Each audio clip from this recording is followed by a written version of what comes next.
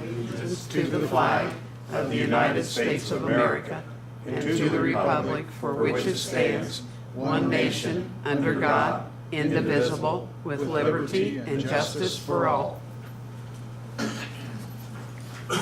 Today is Tuesday, March 19, 2019, 6 p.m. This is a regular meeting of the Greensburg Water Board to call to order. To comply with Title VI of the Civil Rights Act of 1964, the city requests that participants in this meeting complete a voluntary anonymous survey that is available on the table in the back of the room. Have a roll call, Donna. Chuck. Here. Tony is absent. Frank. Here. Ryan. Here. Robin. Here. Minutes from February 19th meeting were distributed in your packet. Is there any objections or corrections to the minutes as distributed? If not, they'll be accepted. HNTB update. Darren had prior obligations, so actually nothing's changed as far as the design of it. We did have a pre-construction meeting this morning at 10 o'clock. We had anywhere from 25 to 30 people here. I'm talking to Darren this afternoon. He thinks there's about 11 general contractors going to be bidding on this project, so it sounded pretty good. One of the main things that come out of the meeting this morning was the timing. Especially by the time they get the new plant built. We got to run that plant obviously for 3 or 4 weeks before we can actually start decommissioning our existing plant.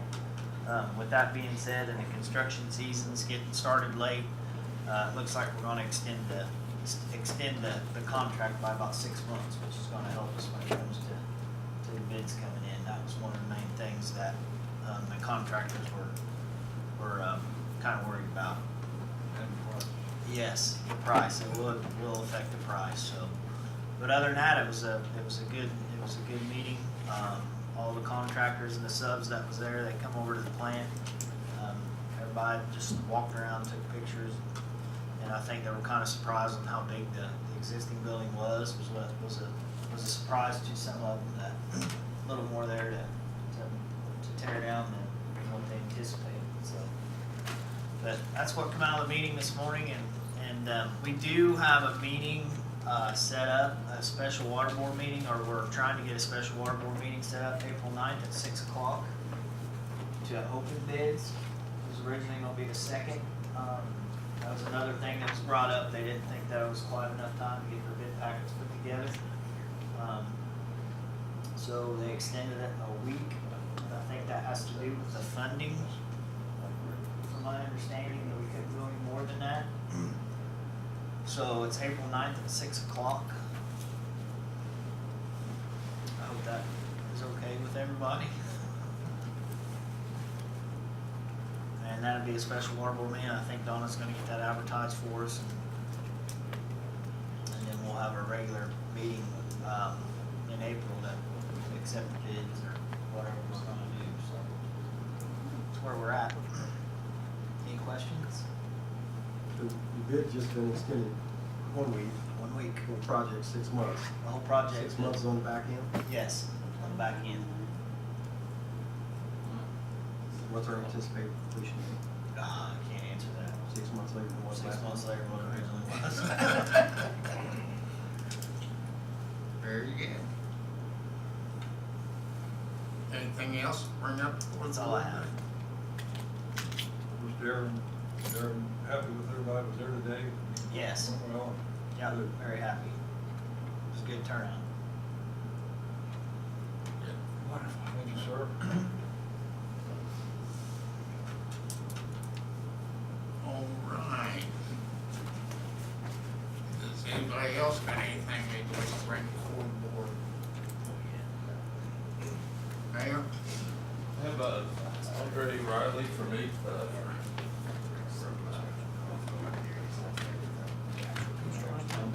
Umbaugh. They changed their name. Oh, they did? What's your name now? Baker Tilly. Baker Tilly. They just changed their name. Umbaugh, Baker Tilly. Okay. Okay, so it's Umbaugh, Baker Tilly. how's that? And he's basically going to talk about the rates, what their estimated rates that they're looking at right this moment. Until we get the bids in, we don't really know exactly what the rate will be. This way, he's kind of giving you guys a heads up, and then he will meet with our council the first Monday of the month and talk the same thing, basically.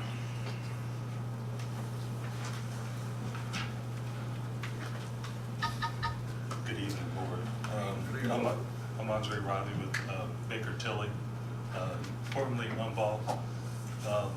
Nothing really changes other than the name and some letterhead. So I'm not going to do the presentation tonight. I'm going to let Scott Hadler do the presentation. I'm going to hand a PowerPoint presentation and also a report. I thought it was more beneficial than going through a bunch of numbers on. That way you can really see it graphically and a little bit more in the presentation format. And if there's any real serious technical questions, I'll be happy to answer them, but I'm sure Scott will do fine. So I'm going to hand these out and I'll let Scott do the presentation.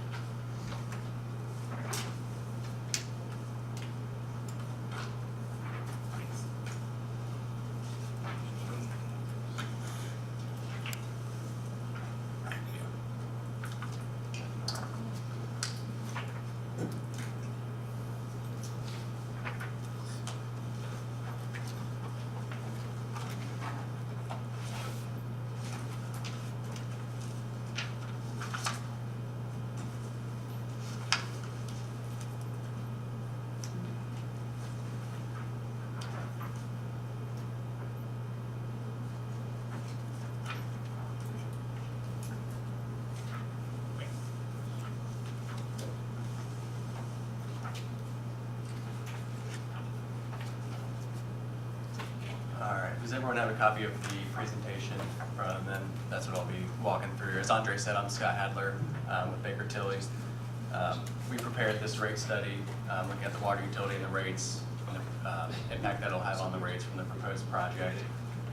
So starting there on slide 2, looking at the historical operations of the water utility, you can see operating revenue over the past 3 years has been increasing, primarily due to the rate increases that have been going into effect January 1 of each year, with the final phase of that increase going into effect January 1 of this year, 2019.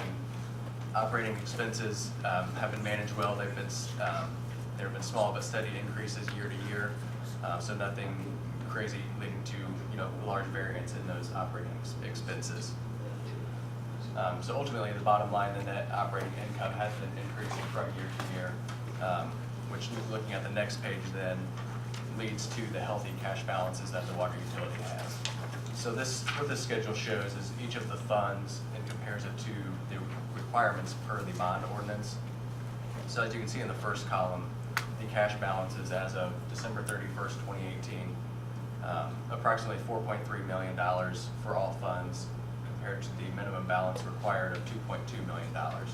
So what that leaves is an excess over those minimum balances of $2.1 million. So each of those funds is fully funded, and going back to that previous schedule, the rate increases and the strong operating expense management has led to increases in those cash reserves. One item worth noting, the bond and interest account. Back in February, the water utility made a prepayment of about $897,000 related to the 2007 B bonds.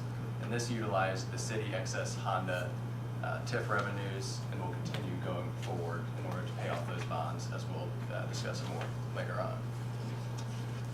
The next page, slide 4, we look at the pro forma operating expenses. So we used calendar year 2018 as our test year, which came in right around $1.87 million.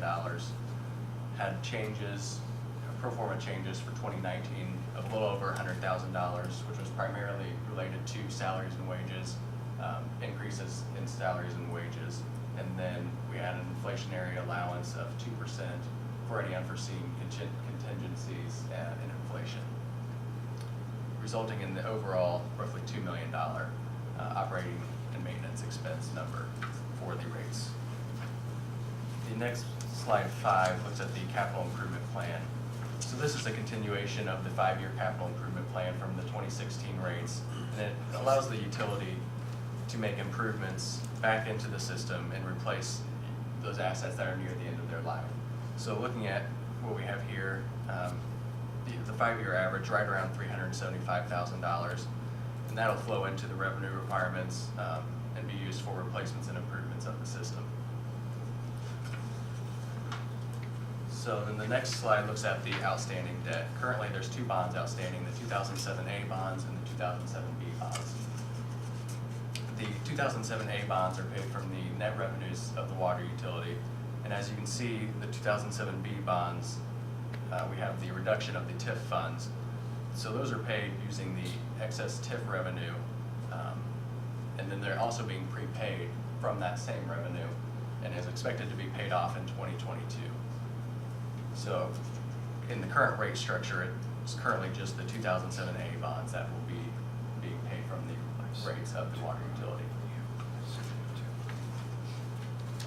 The next slide, page 7, looks at the schedule of estimated project costs and funding of the current project that we're looking at. So we break out the construction and non-construction costs to get to an estimated project cost of about $22.5 million. And this utilizes estimates from the engineer that we currently have. As the mayor said, we don't have bids, so these are estimates that we're using for this report. And looking at the sources of funding for the project itself, we have the large amount, roughly $2.6 million for the bonds, and then breaking out the costs that have been paid to date, which are just preliminary engineering and land acquisition of roughly $2 million.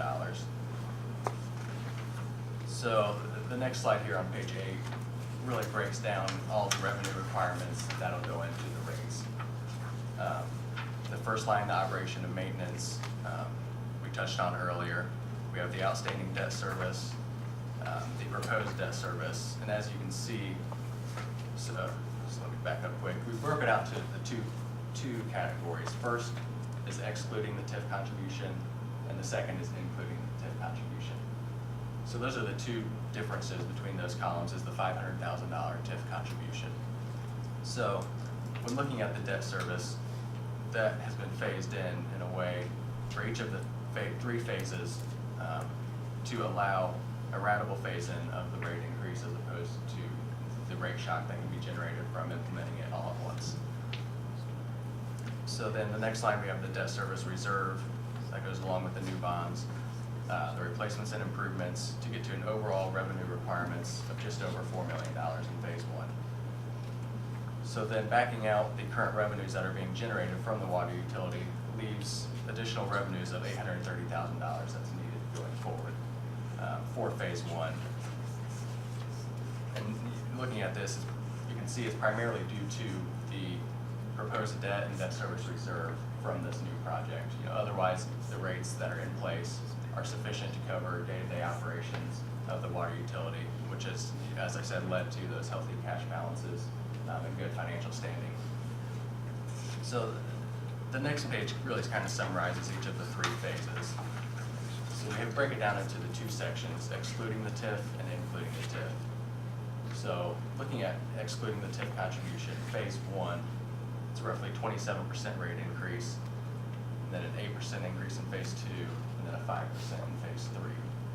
So what this leads to ultimately is an average residential bill in phase 3 of $35.35. So then looking down, including the TIF contribution, what difference that causes. Phase 1 is a 10% versus the 27%. Phase 2 is a 10%, and then phase 3 is a 6%.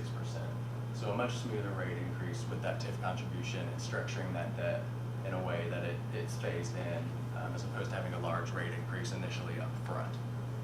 So with that TIF contribution in phase 3, it results in about a $31.47 average residential bill, which is about $4 less per month than without the TIF contribution being included in there.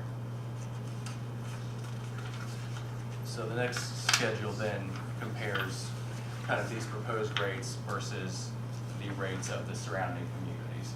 And as you can see, the yellow bar there is the present rates towards the bottom end of the surrounding areas, and the proposed rates being the three green bars. So still, you know, with these three phases, still in the middle of the middle average of the surrounding communities. And it's worth noting that phase 3 would be in approximately 2021. So a lot of these communities will be themselves looking at rate increases projects as well. So this is kind of looking forward to that final year and a snapshot of where those other places currently are. So the next slide, what the scenario, what we put together here assumes is the maximum authorized amount per the bond ordinance. So since we don't have the bids in hand, and the prior scenario was based on estimates, what we've done is kind of put together the maximum amount that can be issued for kind of that worst case scenario. The worst case scenario. So what will be happening is the ordinance that will be introduced to the council will effectively have these rates in it. The high end, in order to easily reduce those rates after the introduction, once we have those bids and know what that actual amount will be. So once we have those bids, we would true up the rates, because it's a lot easier to go back and reduce the rates than it is to increase the rates and start, basically have to start over, and that's not necessarily in the timeline. So starting high and working lower once we get those bids and know what that project amount is actually going to be. So all these are pretty much the same as the prior schedule, except for the proposed debt service, which is where it's increased based on that new par amount, the max amount that can be issued. And then again, looking at slide 12, just the breakout of those increases. So really, we'll just look down at the including the TIF contribution versus the 10%, 10%, 6%, at this max amount, it's 13% for phase 1, 10% for phase 2, and 7% for phase 3, which results in the average residential bill in phase 3 being right around $32.59 versus the $31.47 with assuming the estimates that we currently have. So just about $1 difference per month when looking at using the estimates versus the max amount that can be issued. And as I said, it would be trued up then once we have those bids, and the rates that would actually go into effect would be based on the actual bids in hand. So then the last schedule again just compares the communities with those rates based on the maximum authorized amount. So if there's any questions, I'd be happy to answer.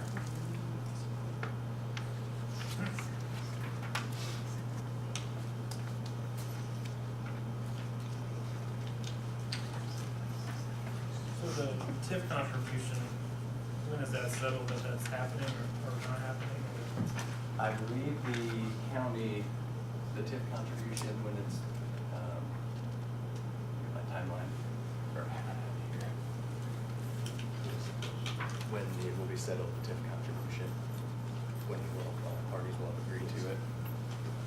When will that be? Is that this week, the county and city? 26th. I think it's the 26th. Well, all parties. Oh, all parties, yeah. So it'll be sometime in May, because that's Yeah. when we'll have this, and so. Yes, yeah, so I believe it'd be around May, once all parties have come together.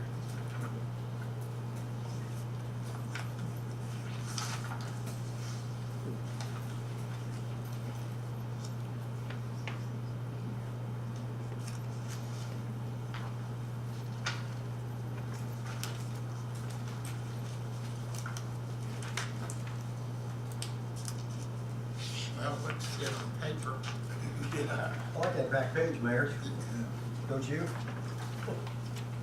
Yeah. Hey, so we're doing a good job compared to other communities around us. Yes. And as I said, especially looking at how it's 2021 rates versus their comparison rates are 2018 and a lot of times older than that, so.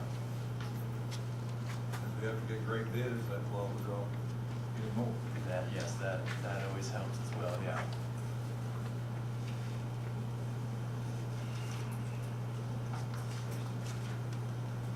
11 contractors there, they draw.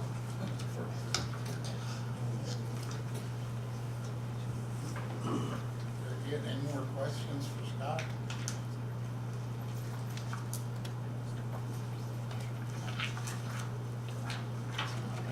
Thank you.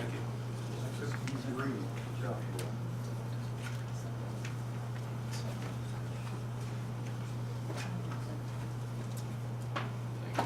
Mayor, any other issues? I don't think so. Does anyone have anything they'd like to bring before the board tonight? None.